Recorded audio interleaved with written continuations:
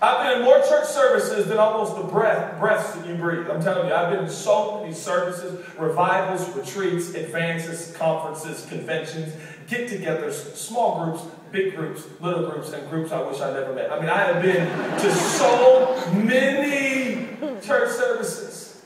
And it's so easy to become Simon the Pharisee. Oh, I'm with Jesus. I value Jesus. I appreciate Jesus, but I'm starting to lose touch with all that he's really done for me. So I don't bring in my perfume anymore. My tears don't flow as freely as they used to. And I'm not about to wash his feet with my hair.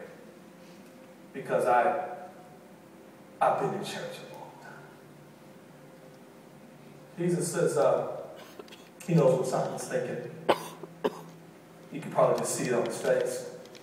He says, Simon, I got a question for you. I got a little story. Guy was $500, other guy was $50. The debtor, the creditor comes to pick up the debt. They said, well, we can't pay it. He says, you're both absolved. Don't worry about it. You're forgiven. I got a question, Simon. Which one will appreciate it more? Simon says, well, I suppose the one who was forgiven $500. He says, yeah, that's right. That's right. What does that mean? Simon, do you see this woman? Yeah, we all see her. Jesus, this is awkward. He says, you know, I came into your home. You didn't even give me the common courtesy of offering water for my feet. Water. That was tradition. Water. Just water to wash off the dirt from the sandals they wore. He says, but this woman is using her tears. She's not ceased to kiss my feet, washing my feet with her tears and her hair. And she put fragrant oil on my feet. Let me just say something. Nobody put oil on the feet in those days. Why would you? That's a total, complete waste. For to put fragrant oil on the feet would be a waste, because moments later after the meal, Jesus would go back in the dusty streets of that city and his feet would get dirty again. That's why they only use water. Only the super wealthy would put oil on their feet. Jesus says she came, and she's not super wealthy, and she poured costly perfume, oil, on my feet, Simon. And then he gives us such a profound statement. I think it's in verse 47. He says, I say to her, her sins, which are many, are forgiven. And if you look at really what this means, he's saying she was already forgiven of many sins. That's why she loves me so much, Simon. Because she is keenly aware of what I have done for her. And he says the same. Who little is forgiven. And by the way, Jesus has not forgiven anyone just a little. The person doesn't exist, but some believe it to be true. Well, I'm one of those, I suppose I've only been forgiven a little. As if what Jesus means here is for all of us to list out all the sins we can possibly think of and compare one to another to try to decipher and determine who will love him the most. No, that's not what Jesus means. He's preaching us a sermon. He's teaching us a lesson.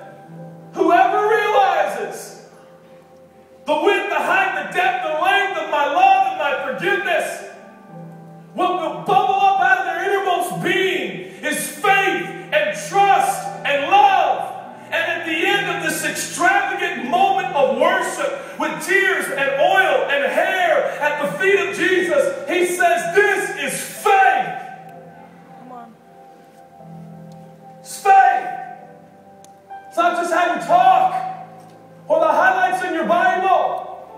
He says this extravagant form, this raw, extravagant form of worship, this is faith. And do you know why she has this faith? Because she has a revelation of forgiveness. Not because she went to a faith seminar. Not because she got a pep talk from a pastor. Not because she highlighted enough scriptures in her Bible.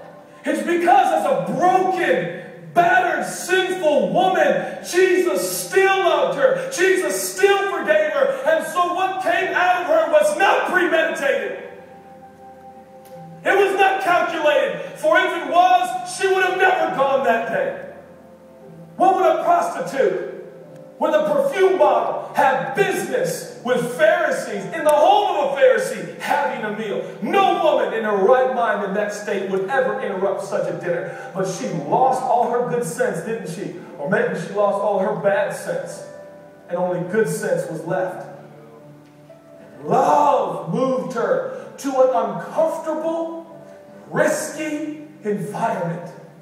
And I suppose if you interviewed the woman in the moment and said, why all the risk?